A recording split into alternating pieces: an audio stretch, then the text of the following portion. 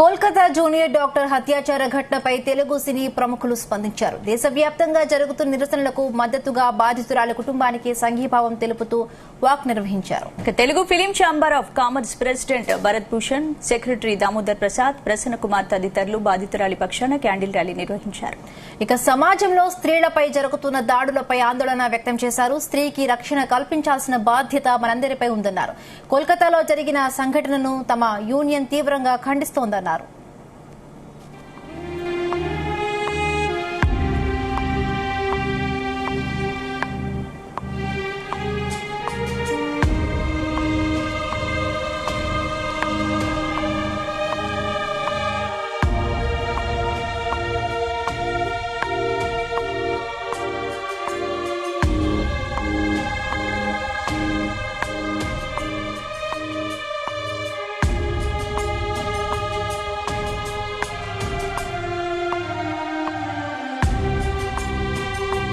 ఇలా మనందరం యునైట్ అయ్యింది to understand that we are all fighting the same root cause and we are not alone and it matters.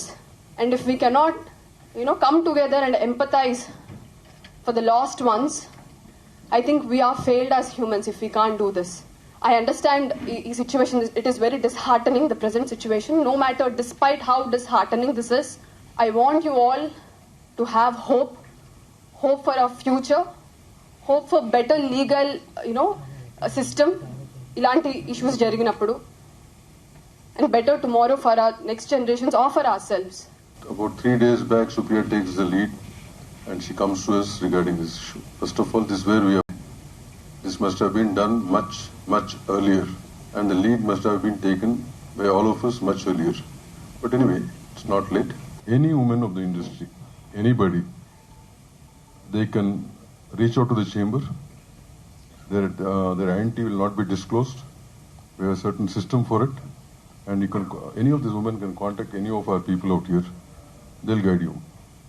We're always there, 24 hours open for that. Cell is 24 hours open.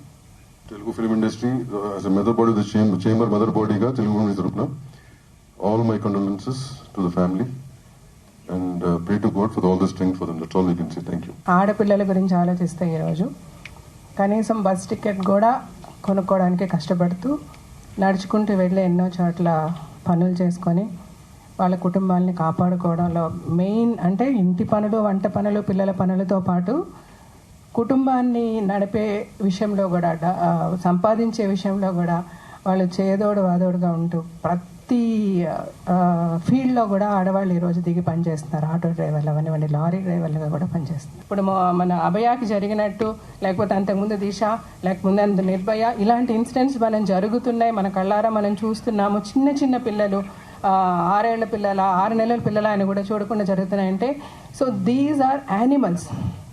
అంటే ఒక అడవిలో పులులు, సింహాల్లాగా వీళ్ళు, అంటే మనుషుల్లాగా ఒక ముసుగులో ఉన్న సైకోస్ వాళ్ళే చేస్తున్నారు ఇలాంటివి. సో అలాంటి వాళ్ళకి మనము మన చుట్టూ ఒక స్త్రీ వెనక ఒక 10 మంది పోలీసులు పెట్టి నడిపించినా కూడా ఏదో ఒక సెకండ్ అప్రమత్తంగా ఉన్నప్పుడు ఈ పులి వచ్చి అటాక్ చేసే అవకాశం ఉంది.